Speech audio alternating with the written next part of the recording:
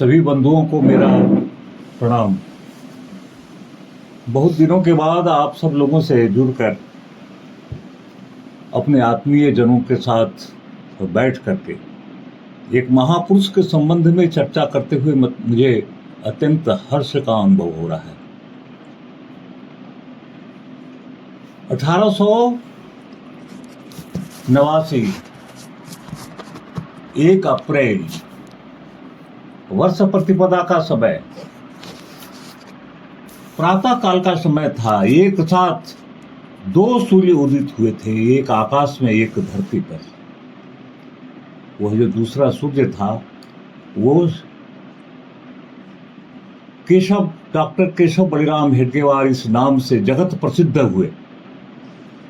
भारतवर्ष के भवितव्य को बदलने में उनकी बहुत बड़ी भूमिका थी। जब भारत विस्मृत हो गया था, स्वयं को भूल गया था,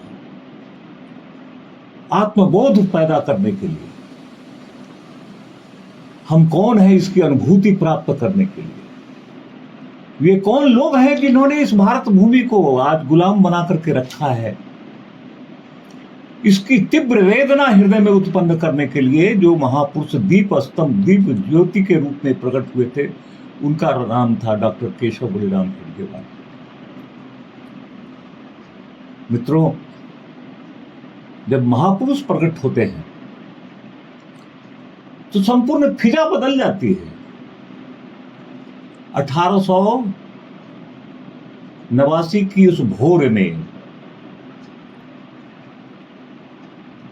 शिशिर ऋतु बीत चुकी थी, मधुमास आया था, वृक्षों पर नए कोपल संदेश दे रहे थे कि अब परिवर्तन होने वाला है। और बगल में भोसले का राजमहल था। वहां से नववर्ष के आगमन पर, वर्ष प्रतिपदा के अवसर पर दुंदुभी बज रही थी, मानो उस महापुरुष के आगमन के ऊपर दुंदुभी बजाई जा रही हो। वह शिशु मात्र 9 वर्ष का था, मात्र 9 वर्ष का, जो समय बच्चों के खेलने कूदने का होता है, जो समय बच्चों के मन में मिठाई खाने की ललक पैदा करती है। केशव जिस स्कूल में पढ़ते थे, 9 वर्ष की अवस्था थी। उस समय क्वीन विक्टोरिया 60 साल शासन कर चुकी थी। उनका डायमंड जुबली समारोह राज्यारोहण का मनाया जा रहा था, और ये गुलाम भारतवर्ष, जिन लोगों ने उनको गुलाम बनाया था, उनकी महारानी के राज्यारोहण दिवस के अवसर पर झूम रहा था। मिठाई बट रही थी, मिठाई खाई जा रही थी। उस बालक केशव को भी मिठाई की एक पुड़िया मिली। वो लेके घर आए, अंधेरा हो चुका था। मिठाई को उन्होंने कूड़ेदान में फेंक दिया और गहन चिंतन में बैठ गए। आप सोचिए कैसा विलक्षण बालक रहा हो, 9 वर्ष की अवस्था में। सोच रहा है कितना विस्मृत हो चुका है भारतवर्ष। बड़े भाई सीताराम ने आकर के पूछा, सीताराम शास्त्री ने, केशव तुम इतने उदास क्यों हो? तुमने लालटेन तक नहीं जलाई है, अंधेरे में बैठे हुए हो, क्या कारण है? क्या स्कूल में तुम्हें मिठाई नहीं मिली? केशव ने कहा, मिठाई को कूड़ेदान में मैं फेंक दिया हूं। कारण जब बताया गया तो सीताराम शास्त्री, उनके बड़े भाई, वो भी स्तब्ध रह गए, चुप पड़ गए। पूत के पांव पालने में दिख जाते, जन्मजात ध्येयवादी। जन्म के समय ही उनको अनुभव हो गया था कि वो क्या करने के लिए इस धरती पर आए हैं। और कुछ जब बड़े हुए तो अपने चाचा जी के साथ वो नागपुर में घूम रहे थे। सामने सीतावाड़ी का किला था, उस किले में सैनिक लोग निवास करते थे। उन्होंने देखा कि एक विचित्र तरह का झंडा सीतावाड़ी के किले के ऊपर लहरा रहा है, चितकबरा झंडा।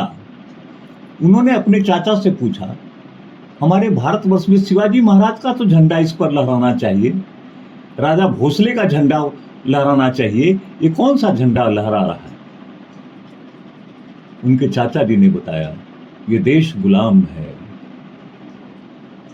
और गुलाम भारतवर्ष में जो जिन लोगों ने भारतवर्ष को गुलाम बनाया है उनका झंडा फहराता है ना। तो बेटे, इस किले पर अंग्रेजों का झंडा फहरा रहा है। तुम तो जानते ही हो कि उनका शासन भारतवर्ष में है। सुनते ही डॉक्टर केशव का हृदय झकझोर उठा, लौट कर आए, अपने मित्रों से सलाह की और उन्होंने कहा कि कुछ तो प्रयत्न करो। तो शिवाजी महाराज का उन्होंने जीवन चरित्र पढ़ा था।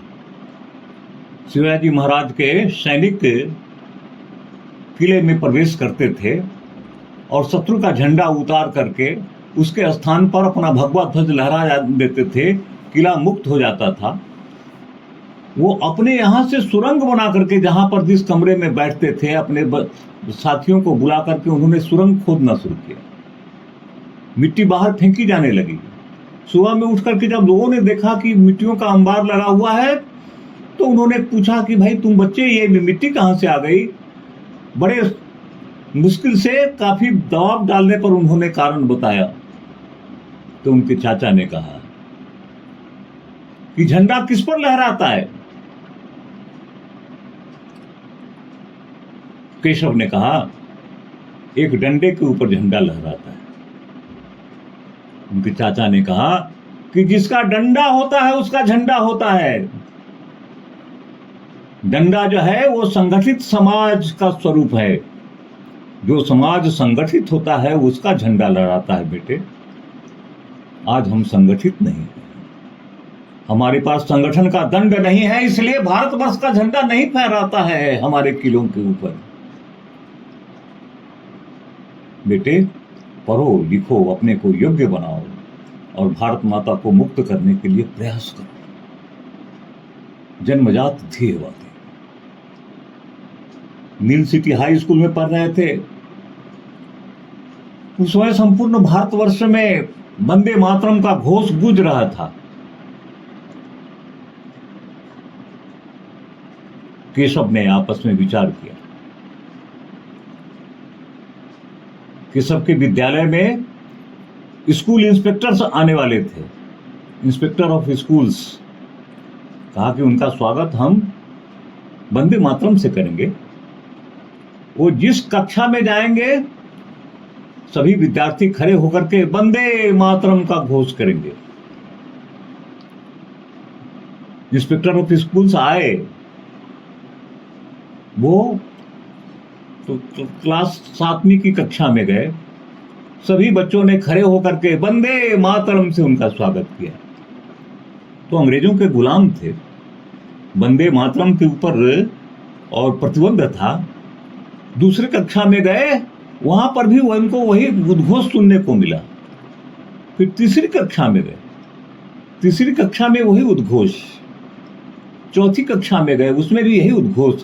आखिर में वो बाहर आ गए और इस बात की रिपोर्ट की कि नील सिटी हाई स्कूल में हम गए थे, वहां के बच्चे वंदे मातरम का उद्घोष उन्होंने किया है। और इंक्वायरी कमेटी बैठ गई और कोशिश की गई जानने की कि कौन इसमें, इसका सूत्रधार कौन है। मैं इसलिए इन कहानियों को सुना रहा हूं कि आखिर 28 तारीख से लेकर के 17 तारीख से लेकर 17 तारीख से लेकर 28 तक हम अपनी और शाखाओं में डॉक्टर साहब का स्मरण करने वाले हैं। तो उनके जीवन से संबंधित एक एक घटना को अगर एक दिन हम सुनाएं, तो खास करके संघ की शाखाओं में जो नए अपने स्वयंसेवक आए हैं और जो महापुरुषों की कथा बार बार दोहरा जाती है। सत्यनारायण की कथा हम हमेशा सुनते हैं, एक ही कथा। रामचरितमानस में प्रभु राम के और चरित्र का गुणगान हम करते हैं, वो जिंदगी भर उसका गुणगान करते हैं। तो हमारे डॉक्टर केशव बलिराम हेडगेवार का चरित्र भी वैसा ही जाज्वल्यमान है। हमको उनके जीवन से संबंधित एक एक घटना अगर हम जानते हैं तो भी उसको हमको सुनना है, उसको गुनना है, अपने जीवन को सार्थक बनाने के लिए उससे प्रेरणा लेनी है। इसलिए आप जानते होंगे इन कथाओं को, फिर भी मैं आपको दोहरा रहा हूं कि इन्हीं कथाओं में से एक कथा प्रत्येक दिन हम लोगों को सुनाए। बौद्धिक का साकार रूप जो है वो कथा वाचन है। बौद्धिक का जो सूक्ष्म रूप है वो ध्येयवाद से संबंधित है, लेकिन उसका जो सगुण रूप है वो कथाएं हैं। उन कथाओं का हम वाचन करें। ये इन 13 दिनों में कम से कम एक एक कथा उनसे जीवन से संबंधित। तो नील सिटी हाई स्कूल में कहा गया कि आप सब लोग क्षमा मांगो। डॉक्टर साहब ने क्षमा मांगने से इनकार कर दिया। आखिर में उनको जानकारी तो हो ही गई कि इसके सूत्रधार केशव हैं, और केशव को स्कूल से निकाल दिया गया। आजकल के नेताओं के जैसे उस समय के नेता नहीं थे, जो सिर्फ अपने में और अपने परिवार में मगन रहते हैं। उस समय के कांग्रेस के जितने भी और नेता थे नागपुर के, वो सब बेचैन हो गए कि अरे ये अभी तो युवक है और स्कूल से इसको निकाल दिया गया है, कैसे इसकी पढ़ाई होगी। डॉक्टर अभयंकर, डॉक्टर मुंजे, जितने डॉक्टर अणे, जितने भी बड़े बड़े नेता थे कांग्रेस के, उन सब लोगों ने मिलकर के विचार किया कि अब इसका क्या किया जाए। तो सब ने कहा कि इसको ले चलते हैं और पुणे के और समर्थ गुरु रामदास स्कूल में इनका नाम लिखाते हैं। वो राष्ट्रवादियों के द्वारा संचालित स्कूल था, वहां पर उनको ले जाया गया। वहां पर 2 वर्षों तक उन्होंने वहां पर पढ़ाई की, और मैट्रिक पास करने के बाद कलकत्ता में राष्ट्रवादियों के द्वारा जो मेडिकल कॉलेज चलाया जा रहा था उसमें उनको और भेजा गया पढ़ने के लिए। वहीं पर से उन्होंने मेडिकल की पढ़ाई पूरी की। मेडिकल की पढ़ाई पूरी करने के बाद वो नागपुर आ गए। यहाँ डॉक्टर केशव बलिराम हेडगेवार का जो परिवार था अत्यंत गरीब परिवार था। दीपावली के दिन जब मिठाइयाँ सबके घर में मिठाई आती थी, उनके घर में मिठाई नहीं आती थी। उनकी भाभी के जो बच्चे थे, उनके भतीजे, मिठाइयों के लिए तरसते थे। तो उनकी माँ उनको समझाती थी, बेटे तुम्हारा चाचा कलकत्ता में डॉक्टर की पढ़ाई कर रहा है, मेडिकल की पढ़ाई कर रहा है, लौट के आएगा, बहुत पैसे कमाएगा, फिर मिठाई की कमी नहीं होगी, कुछ दिन इंतजार करो। होली का पर्व आता था, बच्चों को नए नए कपड़े सिलाए जाते थे, लेकिन डॉक्टर केशव बलिराम हेडगेवार के परिवार के बच्चे नए कपड़े के लिए तरसते थे, भाभी नई साड़ी के लिए तरसते थे, लेकिन एक ही आशा थी, इंतजार भरे नैनों से डॉक्टर हेडगेवार के लौटने की प्रतीक्षा पूरा परिवार कर रहा था। वो डॉक्टर आए, डॉक्टर की पढ़ाई करके कलकत्ते से आए। यहाँ आने के बाद उन्होंने कह दिया कि पेट और परिवार को चलाने के लिए मैं किसी प्रकार का व्यवसाय करने वाला नहीं, यहाँ तक कि मैं विवाह भी नहीं करने वाला। सर्वमय पूर्णत्वं स्वाहा, अपने जीवन का कण कण क्षण क्षण राष्ट्र देवता को लिए समर्पित है। कंगाली से भरे हुए परिवार का एक जो आशा का दीप था, वो भी टिमटिमाता हुआ दीप, जो प्रज्वलित होने वाला था समाज को और परिवार को पोषित करने के लिए, उसने भी परिवार के पोषण से इनकार कर दिया। कैसी परिस्थिति रहेगी। और जब कलकत्ता में थे उसी समय उनका संबंध क्रांतिकारियों से हो गया था। तो त्रैलोक्य महाराज उस अनुशीलन दल नाम का एक क्रांतिकारियों का संगठन था, उसका निर्माण किया था। उन्होंने अपनी जीवनी में इसका उल्लेख किया है, डॉक्टर हेडगेवार का उल्लेख किया है।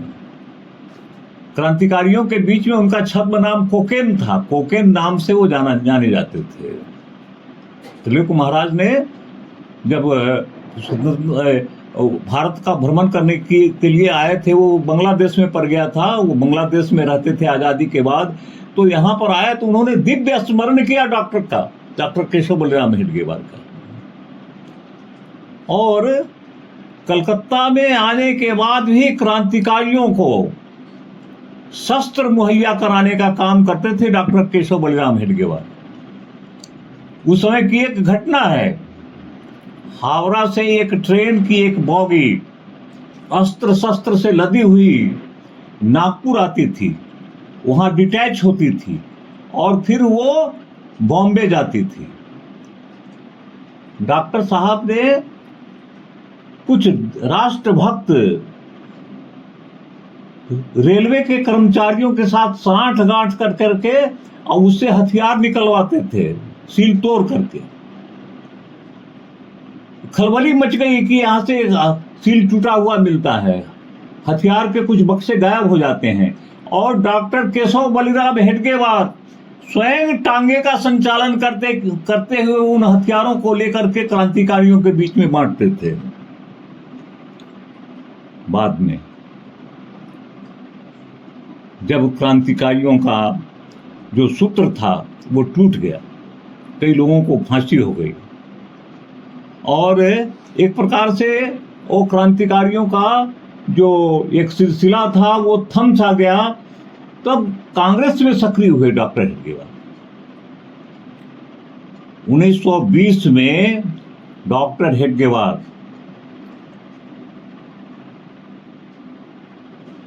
जो नागपुर में कांग्रेस का अधिवेशन होने वाला था, उसके सर्वे सर्वा थे और डॉक्टर मुंजे के साथ मिलकर के वो योगीराज अरविंद से मिलने के लिए पांडिचेरी गए। उनको आग्रह किया योगीराज अरविंद से डॉक्टर हेडगेवार ने कि देश परतंत्र है, उस समय साधना में लीन होना एक तरह का अपराध है, आप वापस आइए और फिर से कांग्रेस में अध्यक्ष पद को सुशोभित कीजिए। लेकिन योगीराज अरविंद दूसरे रास्ते पर चल चुके थे अध्यात्म के, उन्होंने आने से इनकार कर दिया। 1920 के नागपुर कॉन्फ्रेंस में भारत के पूर्ण स्वराज्य का प्रस्ताव रखा डॉक्टर हेडगेवार ने, और उनके इन सब गतिविधियों को देख करके कांग्रेस के लोग इतने प्रसन्न हुए कि 1922 में उनको विदर्भ प्रांत का सेक्रेटरी बनाया। तो जो लोग कहते हैं ना कि संघ के लोगों का देश के स्वातंत्र में क्या योगदान है, तो हम सब संघ के स्वयंसेवकों को इस बात की पूरी जानकारी होनी चाहिए। 1920 में जो महात्मा गांधी ने पूरे भारतवर्ष में और सत्याग्रह प्रारंभ किया था अंग्रेजों के विरुद्ध, डॉक्टर हेडगेवार ने भी सत्याग्रह किया, जेल गए, 1 साल की सजा हुई उनको 1920 में, और 22 में वो विदर्भ प्रांत के कांग्रेस के सेक्रेटरी बनाए गए। लेकिन उनके मन में एक विचार मंथन चल रहा था कि आखिर ये देश गुलाम क्यों हुआ? क्या जो मुसलमानों ने जो भारतवर्ष के ऊपर आक्रमण किया उसके कारण देश गुलाम हुआ? बहुत बड़ा देश था, करोड़ों लोग थे भारतवर्ष में, प्रतिकार क्यों नहीं किया? क्योंकि संगठित नहीं थे। हमारी संख्या करोड़ों में थी, लेकिन हम कुछ लाख लोगों के झुंड बन करके रह गए थे। राष्ट्र भाव का बोध समाप्त हो गया था। कोई ब्राह्मण था, कोई ग्वाला था, कोई क्षत्रिय था, कोई वैश्य था, लेकिन भारत भूमि का के दिव्य संतान होने का जो एक गौरव प्राप्त होना चाहिए, जिसके कारण मर मिटने की मन में इच्छा होनी चाहिए, उस इच्छा का अभाव हो गया था। हम सब बट गए थे। तो अगर देश आजाद भी हो गया तो फिर क्या होगा? वही अवस्था रहेगी। उस आजादी को हम अक्षुण्ण रख पाएंगे क्या? ये द्वंद्व डॉक्टर हेडगेवार के मन में चल रहा था। और 1915 से लेकर के 1925 का जो काल है डॉक्टर साहब का, वो आत्ममंथन का काल है। क्रांतिकारियों के साथ काम कर रहे थे, लेकिन यही विचार मन में पल रहा था। कांग्रेस में खुल करके काम कर रहे थे, लेकिन यही विचार मन को मथ रहा था कि देश की जो आज ऐसी दुरावस्था है, उसके मूल में क्या कारण है। और अंत में वो मूल कारण जो है, वो क्या कारण है जिसके कारण देश आज 1300 वर्षों की गुलामी को झेल रहा है, वो समझ में आया। असंगठन। हिंदू समाज सब प्रकार से सामर्थ्यशील होने के पश्चात भी एक से एक बढ़कर के विद्वान, एक से एक बढ़कर के मनीषी, एक से एक बढ़कर के त्यागी, जिस देश में प्रभु राम हुए, जिस देश में श्री कृष्ण हुए, उस देश की इतनी दुर्दशा इसलिए है कि हम असंगठित हैं। इसलिए हिंदुओं को संगठित करो, इस भावना से ओतप्रोत डॉक्टर हेडगेवार ने 1925 विजयादशमी के दिन 10-15 लोगों को अपने निवास स्थान पर बुलाया और उन्होंने कहा कि हम संघ की स्थापना आज के दिन करेंगे। सबने एक स्वर में स्वीकृति दी।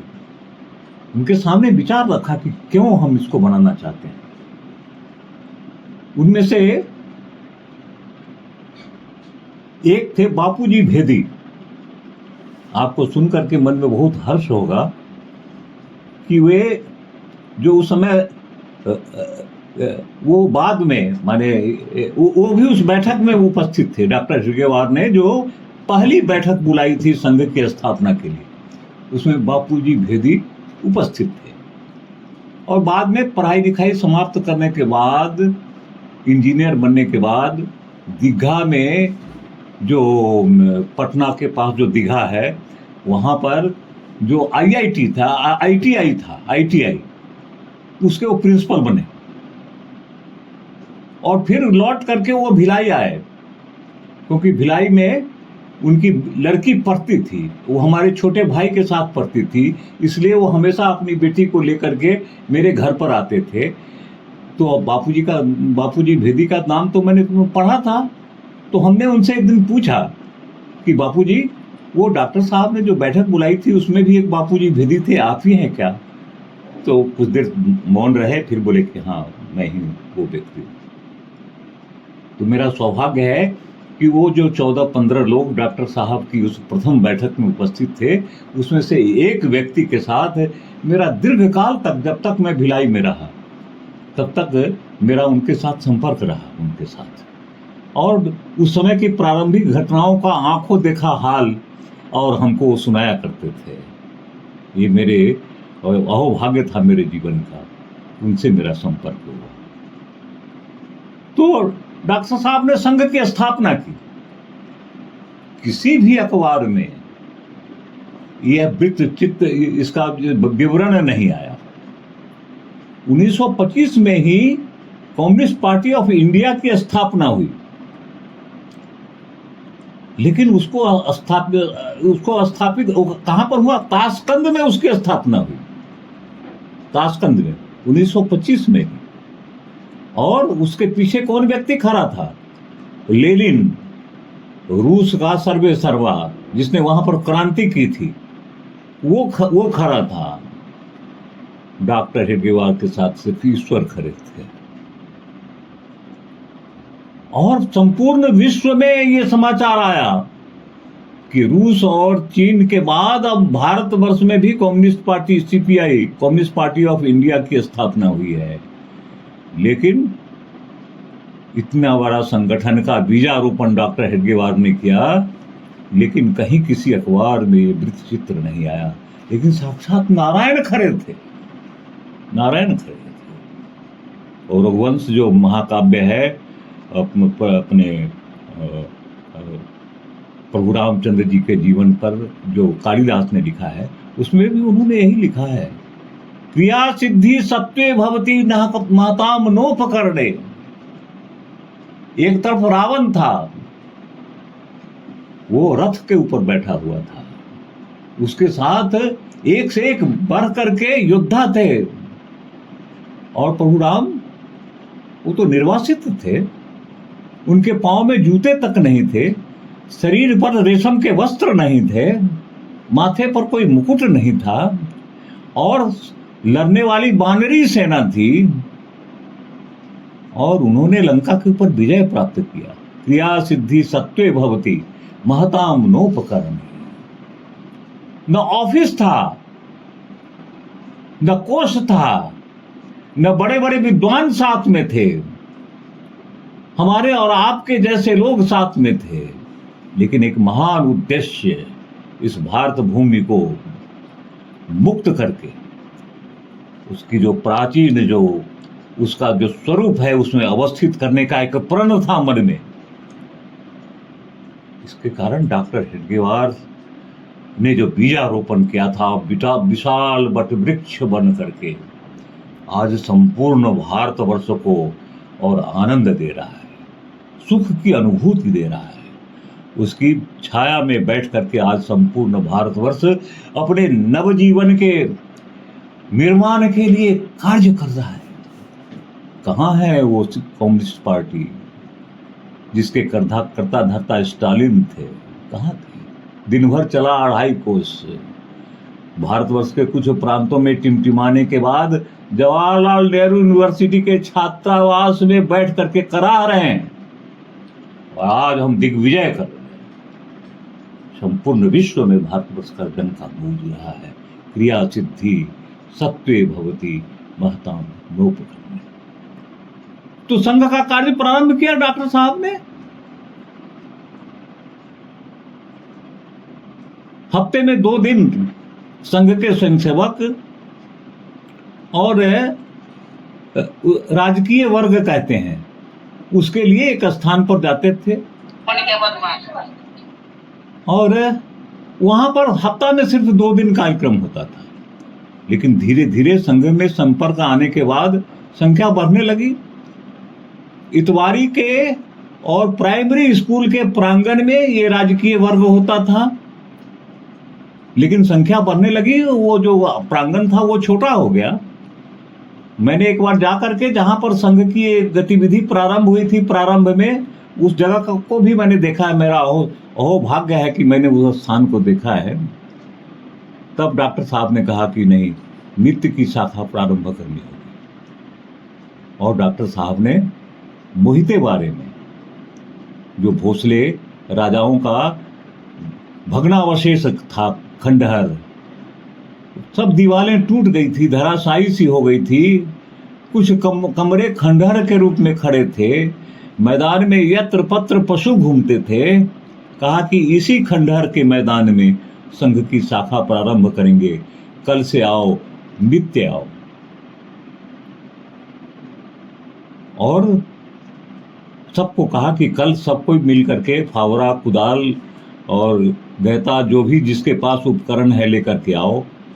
और डॉक्टर साहब जो खुद गए, लोग चकित हो गए कि जिस व्यक्ति को महात्मा गांधी जानते हैं, जिस व्यक्ति को और योगीराज अरविंद जानते हैं, जिस व्यक्ति को सुभाष चंद्र बोस जानते हैं, और जो विदर्भ प्रांत का कांग्रेस का सेक्रेटरी रह चुका है, वो भी एक हाथ में बाल्टी और दूसरे हाथ में झाड़ू लेते हुए और संघ स्थान पर प्रकट हुए। नित्य चलने वाली मोहिते बारे की शाखा के प्रथम दिन ही डॉक्टर ने स्पष्ट कर दिया, डॉक्टर हेडगेवार ने, कि संघ के जो कार्यकर्ता होंगे, संघ के जो अधिकारी होंगे, वो कैसे होंगे। वो कोई और सातवें आसमान के कोई व्यक्ति नहीं होंगे। वो सभी कार्यकर्ताओं के समान ही समान होंगे। हाथ में बाल्टी थी पानी से भरी हुई, और दूसरे हाथ में झाड़ू था।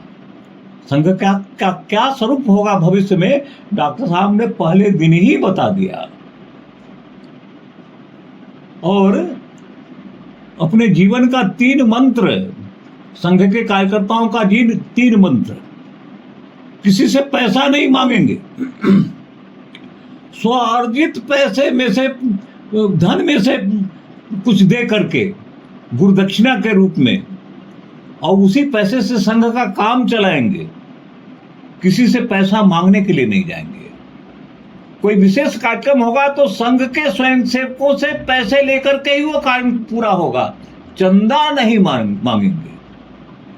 दूसरा, सब मिलजुल करके भोजन करेंगे।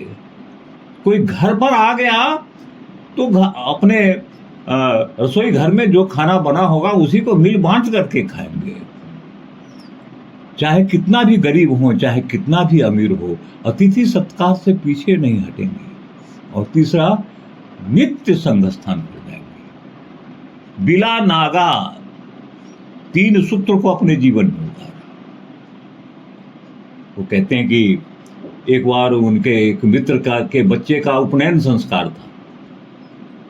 नागपुर से 35 किलोमीटर दूर, उस समय सड़कें भी अच्छी नहीं थी, वहां पर गए। रात्रि में वहां जो समारोह चल रहा था उसमें कुछ देरी हो गई। उनके साथ कुछ अपने संघ के स्वयंसेवक भी गए थे नागपुर से। जब रात्रि गहन हो गई तो अचानक डॉक्टर खड़े हो गए, बोले कि मैं अब नागपुर लौटूंगा। लोगों ने कहा कि अरे डॉक्टर साहब, 10 बजे से ज्यादा रात हो गई, जो आखिरी बस जाती है अमरावती से नागपुर, वो बस भी निकल गई, वो 9 बजे अंतिम बस है, आप कैसे जाएंगे? तो डॉक्टर साहब ने कहा, अपराध तो मुझसे हुआ है। मैं संघ के स्वयंसेवकों को वित्त शाखा में आने के लिए कहता हूं, तो कल मैं शाखा में कैसे पहुंचूंगा? मैं नहीं जाऊंगा तो मुझे लोग डपोर संघ कहेंगे। आज हमारे कार्यकर्ता बड़े बड़े कार्यकर्ता हैं, लेकिन संघ की शाखा में नहीं जाता है। मुझे दया आती है उनके ऊपर, दया आती है। कोई लेफ्टिनेंट जनरल है और परेड में नहीं जा रहा है, युद्ध चल रहा है, उसमें बंदूक नहीं उठा रहा है, वो कैसा लेफ्टिनेंट जनरल? खाली बैच लगाने के लिए लेफ्टिनेंट जनरल। डॉक्टर ने कहा, भूल मुझसे हो, मुझे स्मरण नहीं था कि प्रातःकालीन शाखा में मुझे उपस्थित होना है। और उठ के खड़े हो गए। चढ़ी हुई थी, चलते चलो, लक्ष्य तक पहुंचे बिना पथिक का विश्राम कैसा, चल पड़े डॉक्टर। और चलते हुए रास्ते पर जा रहे थे। वो पैदल पहुंचना भी कठिन था, 35 मील चलना था, लेकिन जो होगा देखा जाएगा। कुछ ऐसा संजोग हुआ, जब मर्द हिम्मत करता है तो ईश्वर सहयोग करने के लिए खड़े हो जाते हैं, नारायण खड़े हो जाते हैं। हिम्मत करके आगे पैदल जा रहे हैं डॉक्टर हेडगेवार। घनघोर अंधेरा है, रोशनी के नाम पर जुगनुओं के टमटमाते हुए रोशनी की एक हल्की लकीर जगह जगह दिखाई देती है। सन्नाटा है चारों तरफ, लेकिन ध्येय पथ की ओर डॉक्टर हेडगेवार नाम का पथिक आगे बढ़ता जा रहा है कि किसी वाहन के हॉर्न की आवाज सुनाई दे। नारायण खड़े हो गए, हिम्मत के साथ चलो ध्येय रास्ते पर। नारायण स्वयं खड़े हो जाते हैं। जब ध्यान से देखा तो दिखाई दिया कि एक बस आ रही है। डॉक्टर साहब सिर्फ सिद्ध ही नहीं थे, प्रसिद्ध भी थे। सिद्ध और प्रसिद्ध दोनों थे। डॉक्टर को, ड्राइवर को दिखाई दिया कि तो डॉक्टर हेडगेवार जा रहे हैं, उनके साथ 3-4 लोग और हैं। उसने अपनी आंखें मीची कि इस अंधेरे में, इस सन्नाटे में कौन व्यक्ति जा रहा है? ये डॉक्टर हेडगेवार हैं क्या? हाँ, डॉक्टर हेडगेवार हैं। गाड़ी रोक दी उसने। डॉक्टर साहब आप? हाँ, मैं नागपुर की ओर जा रहा हूँ। अरे पैदल? हाँ, हमें लोगों ने बताया कि अब वो बस, अंतिम बस चली गई। हाँ, अंतिम बस का यही बस है, अंतिम बस, लेकिन हमारी बस खराब हो गई थी, इसलिए 1 घंटे लेट से खुली है। आइए आइए बैठ। और समय पर अपनी शाखा में डॉक्टर हेडगेवार पहुंच गए। अपने जीवन की इस ध्येय निष्ठा को और ज्योतिर्मान बनकर के उन्होंने दिखाया। आज भी इस घटना को घटित हुए 100 वर्ष हो चुके हैं, लेकिन हमारे जैसे अकिंचन को ज्योति स्तंभ बन करके, ज्योति का मीनार बन करके पथ प्रदर्शन कर रहे हैं। चलो तो हिम्मत करके एक कदम तो आगे बढ़ाओ, आगे का काम भगवान का है। और दूसरा, अत्यंत गरीब थे। एकादशी द्वादशी का पारण क्या कराएगी? ये कहावत है। जो स्वयं एकादशी है वो द्वादशी का पारण कैसे करवाएगी? लेकिन डॉक्टर हेडगेवार अद्भुत एकादशी थे। घर में पर्याप्त भोजन नहीं था। ऐसा लोग कहते हैं कि कई बार उनके घर में सिर्फ एक ही बार भोजन बनता था, और कई बार तो ऐसा होता था कि किसी जजमान के यहां से अगर भोजन आ जाए, क्योंकि पुरोहित का परिवार था ना, तो वही भोजन जो है वो परिवार के लोग करते थे। अगर वो नहीं आया तो कई दिन भूखे भी रह जाना पड़ता था।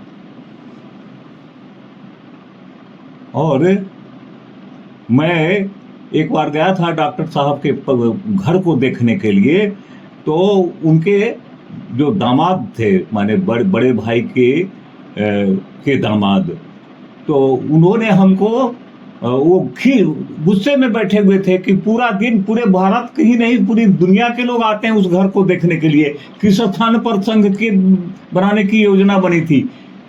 ये सब बताते बताते तंग हो गए थे बेचारे। जब मैं वहां प्रकट हुआ तो बोले कि मेरे अब जीवन में कोई काम नहीं रहा, सिर्फ डॉक्टर हेडगेवार का घर दिखाना। बहुत गुस्से में। मैंने कहा, धन्य है ये कुल, धन्य है ये कुटुंब जिसने डॉक्टर हेडगेवार जैसे जाज्वल्यमान व्यक्ति को जन्म दिया है। मैं इस भूमि को प्रणाम करके जा रहा हूँ। वापस मैं लौटा तो उन्होंने मुझे पुकारा है, सुनो इधर आओ। उन्होंने फिर से मुझे अपना पूरा घर दिखाया मुझको, और उन्होंने कहा कि सुनो, तुमको एक मैं विशेष चीज दिखाता हूँ। वो मुझे डॉक्टर हेडगेवार का लोटा और जिस प्लेट में भोजन करते थे वो प्लेट भी उठा करके लाए, कांसे का की वो थाली थी। बोले कि एक रोटी ज्वार की, बाजरे की बनी हुई एक रोटी उनकी भाभी मैंने हमारी सास देती थी खाने के लिए, और उस रोटी को लेकर के दरवाजे पर आते थे और जोर से बोलते थे, मैं भोजन करने जा रहा हूं, अगर पास में कोई भूखा है, कोई अतिथि है तो आ जाओ, मिलजुल करके खाएंगे। और अगर कोई आ जाता था तो उसी रोटी को ऐसे हाथ से 2 टुकड़ा करके, एक टुकड़ा उसको देते थे, एक टुकड़ा अपने खाते थे। एक ध्येयवादी हिंदू व्यक्ति का जीवन डॉक्टर हेडगेवार जी है। उस हालत में भी संघ में का कोई कार्यकर्ता आ जाए तो मिलजुल करके उसको भोजन कराते थे। नित्य संघ की शाखा, नित्य कार्यकर्ताओं सहित अतिथियों का सम्मान। और तीसरा था गुरु दक्षिणा। वो तो कुछ करते नहीं थे, अकिंचन थे। साल भर 1 आना, 2 आना, 8 आना, 1 रुपया अपने परिवार के खर्च को काट करके जमा करके 100 रुपया गुरु दक्षिणा करते थे। ऐसा त्यागमय जीवन डॉक्टर हेडगेवार ने जीत करके हम सब लोगों को मानो अपने कण कण छल छल तिल तिल अपने जीवन को जला करके जो ज्योति प्रकट की है, उसे हम सब लोगों को ज्योतिर्मान किया है, रास्ते को जाज्वल्यमान किया है। 1928 में सुभाष चंद्र बोस से मिलने के लिए गए। सुभाष चंद्र बोस को संघ के कार्य के लिए मदद करने के लिए कहा। सुभाष चंद्र बोस ने ध्यान नहीं दिया। बाद में सुभाष चंद्र बोस को स्थलबद्ध किया गया वर्धा में। स्थलबद्ध 2 साल तक रहे। उसके बाद जब उनको मुक्त किया गया तो हावड़ा लौट रहे थे। नागपुर के आउटर पर गाड़ी रुक गई। उस दिन विजयादशमी का दिन था। संयोग से संघ के स्वयंसेवकों का ये पथ प्रदर्शन चल रहा था। जब सुभाष चंद्र बोस ने उस दृश्य को देखा, आत्म विभोर हो गए। याद आया कि हाँ, डॉक्टर मिलने के लिए 28 में आए थे। और ऐसा हुआ। अब समय हो गया है, इसलिए मैं अब कुछ और कहने वाला था, लेकिन अब समय की सीमा समाप्त हो गई, तो इसलिए मैं 5 मिनट समय और आपसे प्रार्थना करता हूं, मुझे दीजिए। 1940 डॉक्टर हेडगेवार की मृत्यु से एक दिन पूर्व सुभाष चंद्र बोस मिलने के लिए आए डॉक्टर हेडगेवार से। लोगों ने कहा कि डॉक्टर साहब अचेत होकर के पड़े हुए हैं और उनको नींद अभी मुश्किल से आई है, तो क्या करें, जगाएं? सुभाष चंद्र बोस ने कहा कि मत जगाओ, मुझको उस कमरे में ले चलो जहां डॉक्टर साहब पड़े हुए हैं। और डॉक्टर साहब के कमरे में सुभाष चंद्र बोस गए। 22 अप्रैल का शायद दिन था, 22 जून, और सुभाष चंद्र बोस 21 जून को गए। 21 जून को, सिर्फ एक दिन पूर्व, डॉक्टर साहब को प्रणाम किया और कहा कि डॉक्टर, आपसे मिलने में विलंब हो गया, और ये कह करके चले आए।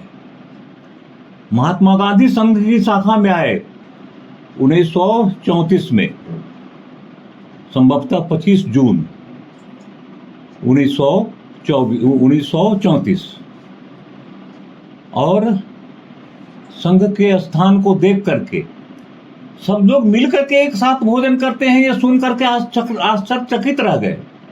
अनुशासन के साथ जो अपना घोष है उसको सुन करके मंत्रमुग्ध हो गए। डॉक्टर हेडगेवार नहीं थे उस दिन संघ की शाखा, वहां पर वर्धा के आश्रम में थे डॉक्टर महात्मा गांधी, और वहीं पर संघ का और एक वर्ग लगा था शायद, और शीतकालीन और शिविर लगा था। तो उन्होंने कहा कि मैं डॉक्टर हेडगेवार से मिलता तो बहुत खुशी होती। दूसरे दिन डॉक्टर हेडगेवार आए, वो भी मिलने के लिए गए डॉक्टर हेडगेवार महात्मा गांधी से। महात्मा गांधी अत्यंत प्रसन्न हुए। तो इस प्रकार से संपूर्ण भारतवर्ष की दिव्य विभूतियों से सावरकर आए संघ की शाखा में, मंत्रमुग्ध होकर के गए। डॉक्टर साहब ने ऐसा जादू फेरा कि आज वो जादू संपूर्ण भारतवर्ष के सर पर चढ़ करके बोल रहा है। आज कण कण क्षण क्षण तिल तिल जलकर तुमने पैदा की जो ज्वाला, गांव गांव में प्रांत प्रांत में दमक उठी दीपों की माला। हम किरणें उस प्रलय, हम किरणें उस ज्योति,